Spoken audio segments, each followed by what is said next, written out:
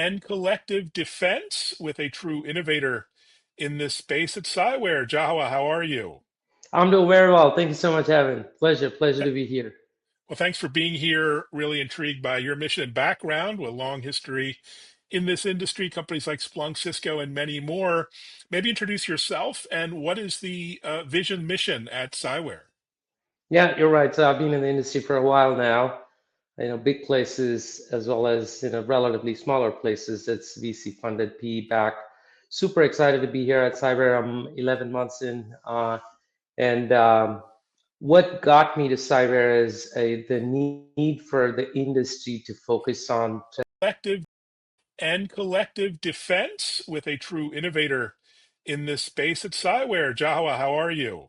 I'm doing very well. Thank you so much, Evan. Pleasure to be here. Well, thanks for being here. Really intrigued by your mission and background with a long history in this industry, companies like Splunk, Cisco, and many more. Maybe introduce yourself and what is the vision mission at Cyware? Yeah, you're right. So I've been in the industry for a while now. Big places as well as relatively smaller places. It's VC funded, PE backed. Super excited to be here at Cyber. I'm 11 months in, and what got me to Cyber is the need for the industry to focus on threat-centered architectures, which is what we've been lacking. Typically, there's just plenty of noise that you see going around. Um, there's no lack of tools. There's no lack of data. But then when it comes to, hey, let's focus on high fidelity, high priority actions that I need to be taking as a CISO, we definitely were behind as an industry. So that's what Cyware does. We were founded in 2018 as a company, and we're a leader in cyber threat intelligence. We started as a threat intelligence platform player, if you will, back 5-6 years back. But where we've evolved as a true leader in broad cyber threat intelligence, but not just cyber threat intelligence, what we've been doing in the past few quarters now, which I would love to double click as we go through the conversation, is adding what we have seen as adjacent areas like exposure management, like some of the DRP, digital risk protection functionalities. They're all coming into this CTI world, the cyber threat intelligence world. And we're actually leading the industry with that. So just a couple of weeks back, Gartner came up with a paper that's unified cyber risk intelligence. And we were super excited, high-fiving that it exactly validates our strategy, our product approach, the things that we've been innovating in the last year and a half. Brilliant. And you're leaning heavily and early into agentic AI for threat intelligence and response. Maybe talk about the spark behind that. Yeah, of course. There's a lot of AI washing that's going on in the industry. So for us, the focus was we did not want to go out and build another LLM wrapper that would do one or a few things. We wanted to take a holistic approach. So our quarterback AI fabric is focused on having that holistic agentic AI approach. We did launch an MCP server a couple of months back, right at Black Hat.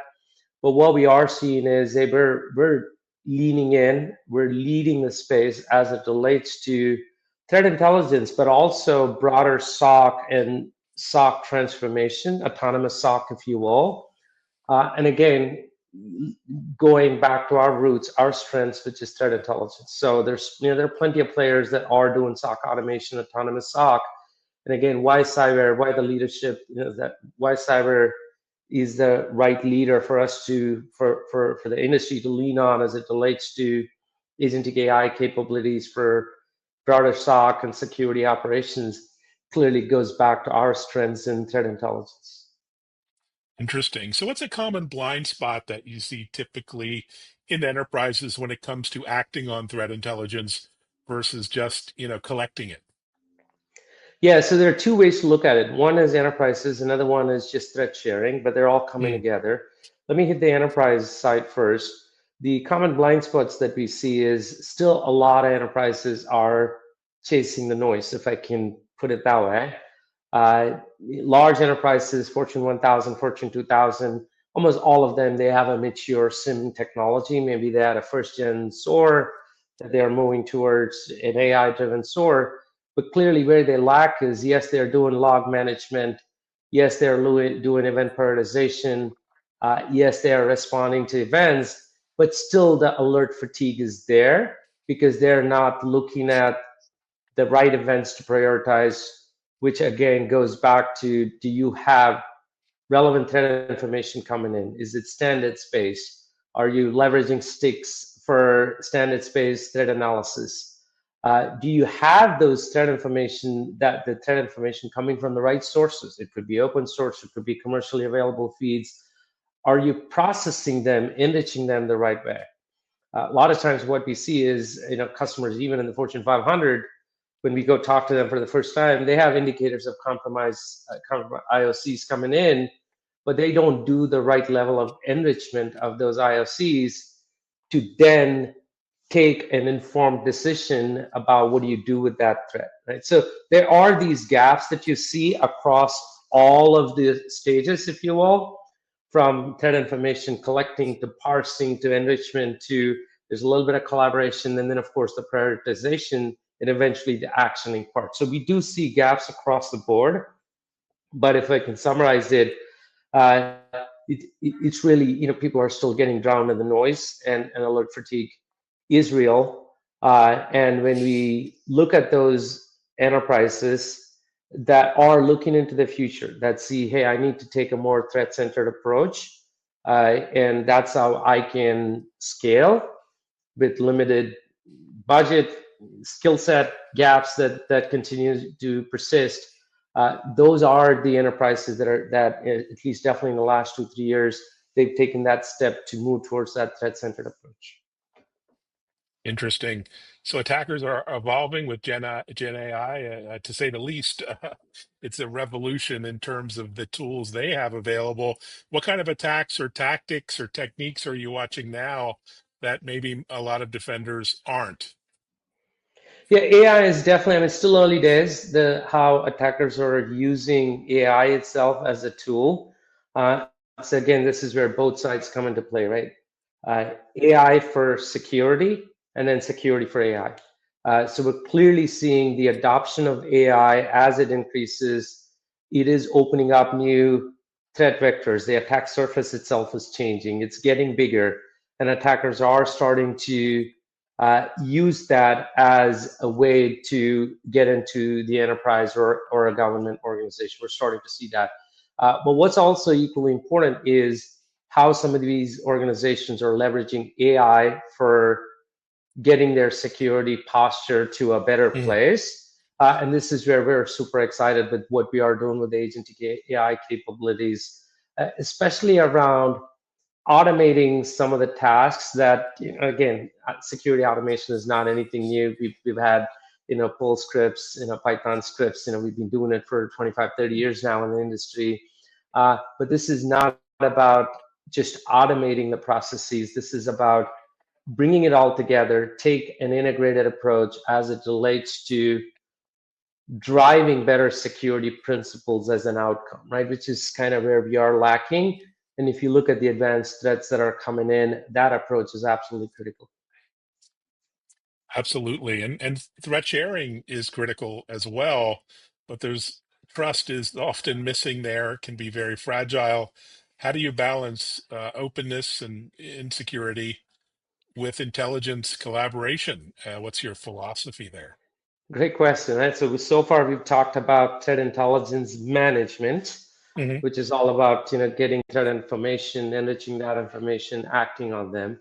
Then there's this other thing, which is all about, hey, how do you share that threat information? Because at the end of the day, it's almost like the adversaries in some ways are better at sharing information in dark web, deep web. And in some of the sectors, when you look at it, we as an industry, we have to step up when it comes to bidirectional threat sharing. So that is something that we are super proud of as a company. So we do work with almost all of the major ISACs for bidirectional threat sharing. And this is focused on sectors, focused on industries.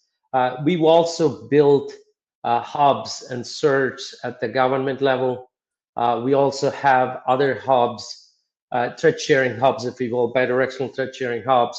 Mm, That's a little more focused, if you will. Let's say sports teams, clubs that we can drive, or businesses that do have supply chain and downstream entities that they do want to share threat information. So we built that. We're super proud of that, especially the work that we do, the partnership we do with the ISACs.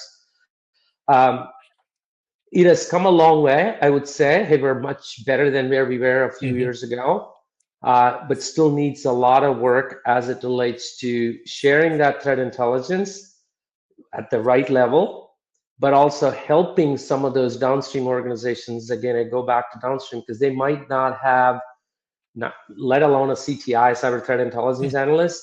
They might not even have a SOC analyst. Maybe they'll have an mm, IT manager. If you're a member of one of these hubs, they might have an IT manager that's doing all things security as well. So what do you do with that threat information that's coming to you?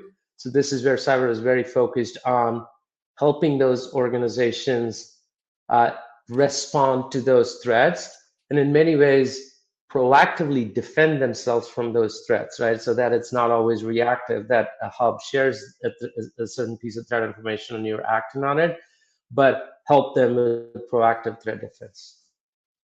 fantastic. So lots of media and press about how AI will be augmenting human analysts in SecOps and the balance of work, sharing of labor, if you will. What's your approach there? How do you see this rolling out over the next 3 years? Yeah, there is a role for humans to play. That's not going to change.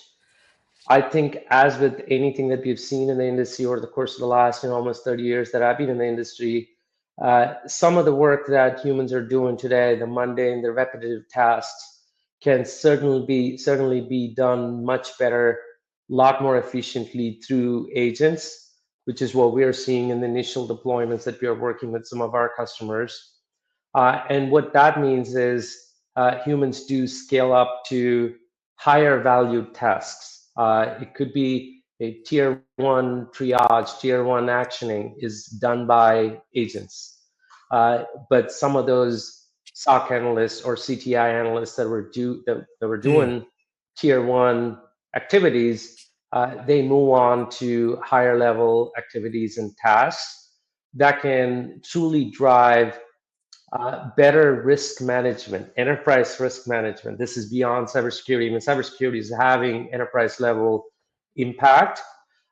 So some of those human capital, some of that human capital can be deployed towards higher level tasks that can then result in better security posture for the enterprise itself. fantastic. You must have so many really amazing, gratifying case studies of how you're helping customers. It's notoriously difficult to get those anecdotes or real use cases to public, but can you share anything as far as how you're helping shorten response times or even preventing various impacts? Yeah, without naming any of the names, Okay. right? So we work with large enterprises that do rely on us for advanced threat intelligence, what we call as unified threat intelligence management. And where we are super proud is our work that, especially the last 2-3 quarters that we have done, scaling beyond the traditional threat intelligence platform. So we have a few customers, a handful of customers in the last, I would say, let's say the 6 months or so, where they've scaled beyond threat intelligence platform capabilities to add exposure management capabilities, like compromised credential management as an example.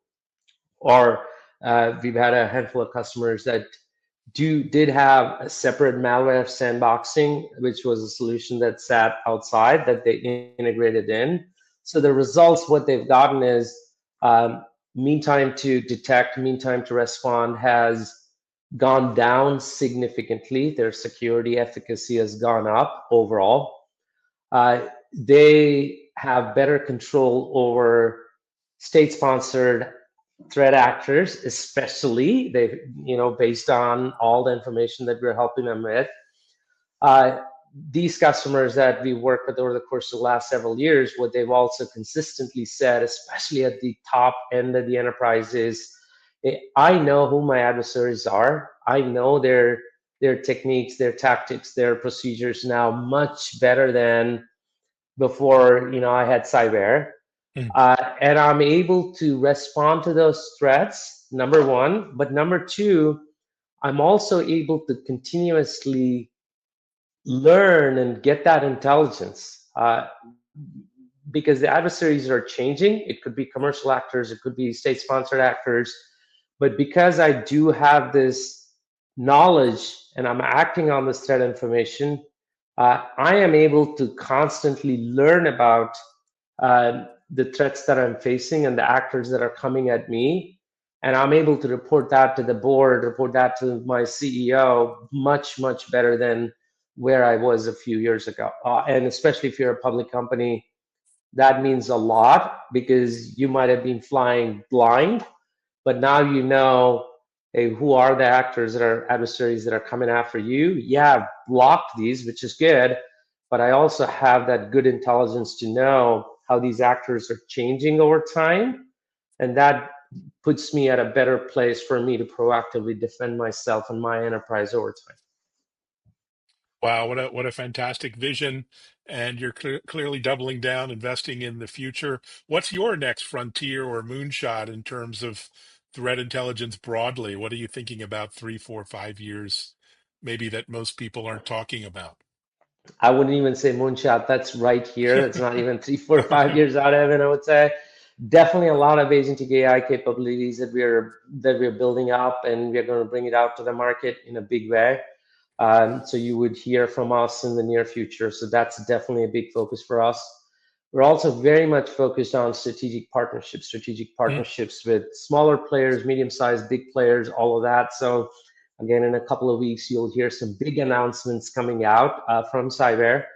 Because at the end of the day, this is a team sport, and then might come across as a cliche, but that is the fact. Cybersecurity is a team sport. So we're working with many of our alliance partners to uh, give that platform that our customers are really looking for. And we're super proud to partner, especially with some of the big players that we are, having strategic partnerships with.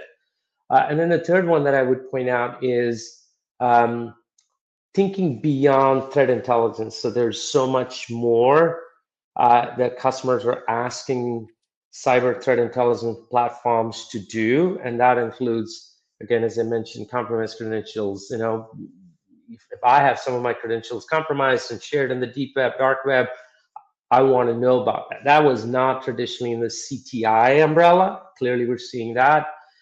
Domain sightings is another one that we did, kind of domain monitoring, domain sightings. So we're seeing some of those things also getting integrated. So our goal is to be that leading platform when it comes to, yes, all things cyber threat intelligence, but also other things that customers in the industry certainly asking us and others to do, and we're leading the pack there. So AI, agentic AI, definitely strong partnerships, alliances with all sizes. And then number three is providing the platform approach where we can certainly help our customers beyond what legacy tip players did. Well, amazing progress. Congratulations on the success, and customers are waiting for what's next. It's just great to hear the progress with agentic AI, and I'll be sure to look you up at RSA, which I guess is only a few months away now in San Francisco. Thanks so much for sharing the vision and mission. Thank you so much. Thank you for having me. It's a great opportunity to share where we are going, and honestly, where we are in today and the benefits that customers are seeing as they embrace our platform. Thank you. Fantastic. Thanks, Jawahar. And thanks everyone for listening, watching. Also, separately check out our TV show at techimpact.tv, now on Bloomberg and Fox Business.